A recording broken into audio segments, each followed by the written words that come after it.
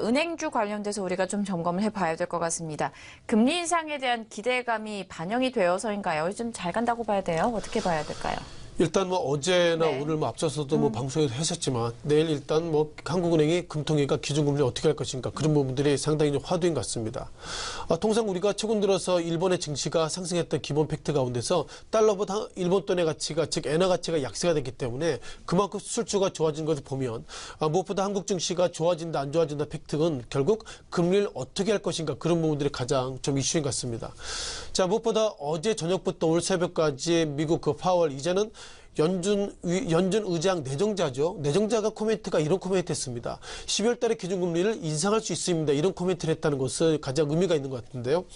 아신 것처럼 제니 옐런 의장이 내년 2월이면 이제 어떻게 보면 연준 의장을 그만두기 때문에 파월 내정자가 바라보는 시각은 연준 의장과 그리고 파월 이사 내정자가 기본적으로 금리와 정책을 바라보는 시각이 통일적으로 같이 가겠다. 그런 관점으로 일단 12월 달에 기준금리를 인상하겠다. 이렇게 볼 수 있는 것 같은데요.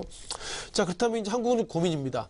12월 달에 기준금리 인상이 완전 확정이 됐다면 한국도 이제는 좀 12월에 앞서서 좀 선제적으로 좀 올려야 되는 것은 아닌가 그런 좀 고민을 가지고 있고요. 따라서 여러 가지 논란과 관련돼서 이번에 그 FOMC 즉 미국 기준금리를 올리게 된다면 한국과 미국이 어떻게 보면 금리가 역전이 되기 때문에 즉 한국은행과 미국은행 그 시청자 여러분께서 만약 돈이 있으시다면 한국은행과 미국은행이 있습니다. 미국은행이 금리를 좀 더 준다고 그러면 어떻게 할까요? 제가 볼 때는 일반적으로 금리가 0.01%라도 좋은 대로 따라가기 때문에 미국으로 갈 확률이 많은 것 같습니다.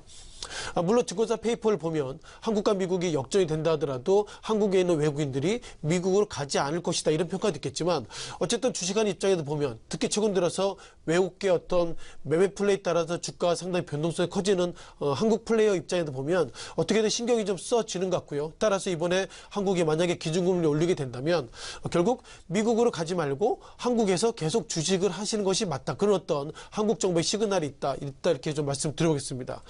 또는 어저께 은행주의 주식들이 상당히 올랐고요. 무엇보다도 금리 인상에 대해서 상당히 기대감을 가지고 있는데요.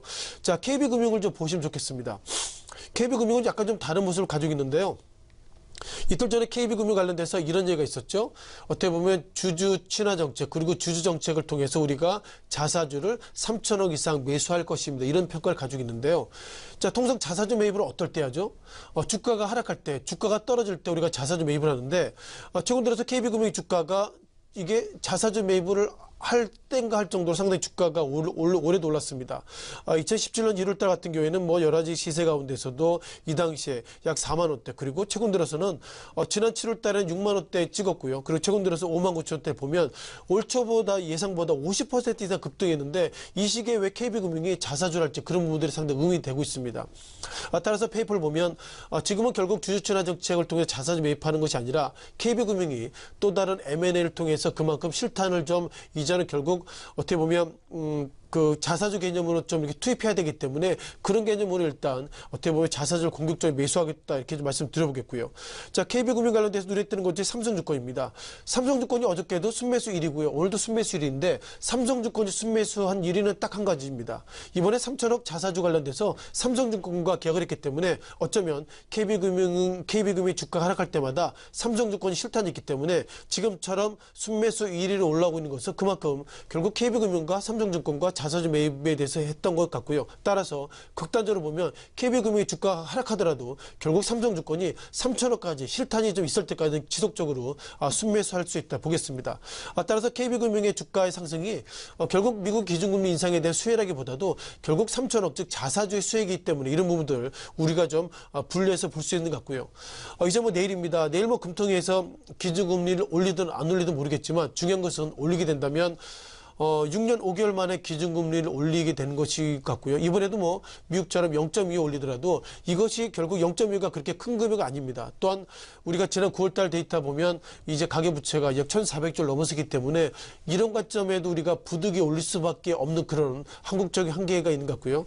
따라서 6년 5개월 만에 기준금리를 올렸다는 건 중요한 것이 아니라 이렇게 올리게 된다면 이제 2018년도에 내년에는 지금보다 기준금리를 더 올릴 수 있는 여지가 있기 때문에 그런 부분들이 은행주가 상대적으로 좋아질 수도 일단 보겠습니다.